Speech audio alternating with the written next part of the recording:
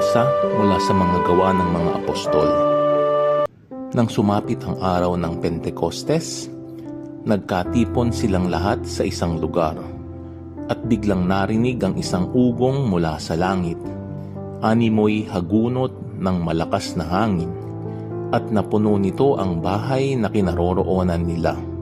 May nakita silang wari mga dilang apoy na lumapag sa bawat isa sa kanila. At silang lahat ay napuspos ng Espiritu Santo at nagsalita ng iba't ibang wika ayon sa ipinagkaloob sa kanila ng Espiritu. May mga Hudyong buhat sa iba't ibang bansa na naninirahan noon sa Jerusalem, mga taong palasamba sa Diyos.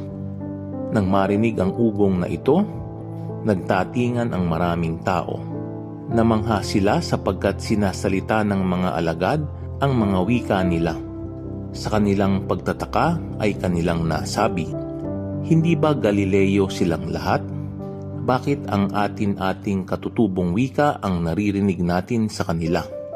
Tayo'y mga taga-Parsya, mga taga-Media, mga taga-Elam, mga naninirahan sa Mesopotamia, sa Judea at sa Cappadocia sa Ponto at sa Asya.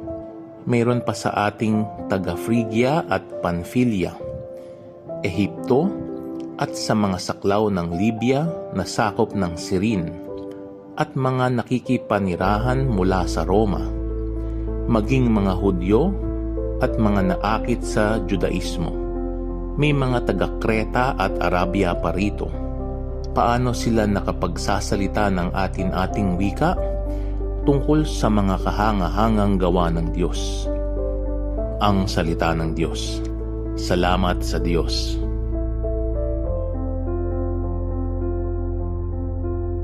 Espiritu mo'y suguin, poon tanayong baguhin.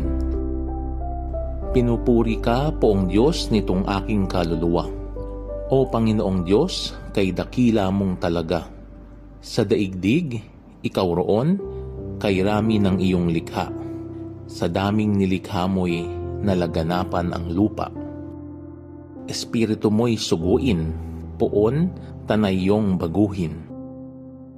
Natatakot mga matay kung kitlin mo ang hininga. Mauuwi sa alabok pagkat doon mula sila. Taglay mo ang espiritu upang buhay ay ibalik. Bagong buhay ay dulot mo sa nilikha sa daigdig. Espiritu mo'y suguin, poon tanayong baguhin. Sana ang iyong karangalay manatili kailanman. Sa lahat ng iyong likha, ang madamay kagalakan. Ang awit ng aking puso, sana naman ay kalugdan. Habang aking inaawit, ang papuri sa may kapal. Espiritu mo'y suguin, poon tanayong baguhin. Pagbasa mula sa unang sulat ni Apostol San Pablo sa mga taga-Korinto. Mga kapatid, hindi masasabi ni numan Panginoon si Jesus kung hindi siya pinapatnubayan ng Espiritu Santo. Iba't ibang kaloob, ngunit iisa lamang ang Espiritong nagkaloob ng mga ito. Iba't iba ang paraan ng paglilingkod, ngunit iisa lamang ang Panginoong pinaglilingkuran. Iba't iba ang mga gawain, ngunit iisa lamang ang Diyos na sumasalahat ng taong gumagawa ng mga iyon. Ang bawat isa'y binigyan ng kaloob na naghahayag na sumasa kanya ang Espiritu para sa ikabubuti ng lahat. Sapagkat si Kristo'y tulad ng isang katawan na may maraming bahagi. Bagamat binubuo ng iba't ibang bahagi, iisa pa ring katawan. Tayong lahat, maging Hudyo o Griego, alipin man o malaya, ay bininyagan sa iisang Espiritu upang maging isang katawan. Tayong lahat ay pinaiinom sa isang Espiritu. Ang salita ng Diyos. Salamat sa Diyos.